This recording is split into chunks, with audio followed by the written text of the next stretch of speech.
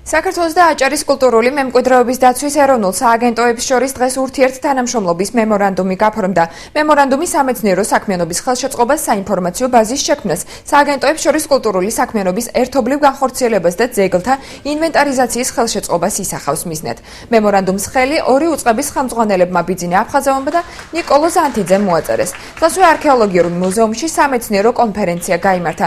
კონფერენციაში მონაწილეობას სააგენტოს თანამშრომლებმა და ბათუმის შოთა რუსთაველის სახელმწიფო უნივერსიტეტის სტუდენტებმა მიიღეს. ღონისძიება ძეგლებისა და ისტორიული ადგილების საერთაშორისო დღისადმი მიძღვნილი კვირაულის ფარგლებში ჩატარდა.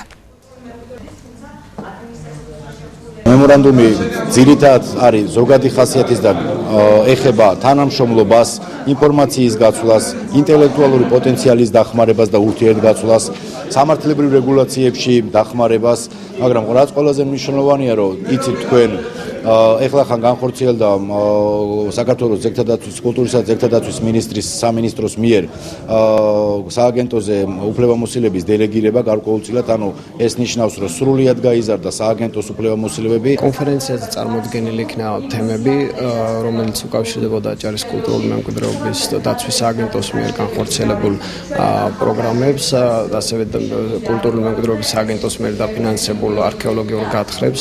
იყო თემები მომზადებული მუზეუმის მეცნიერ თანამშრომლების მიერ და სააგენტოს წარმომადგენლების მიერ,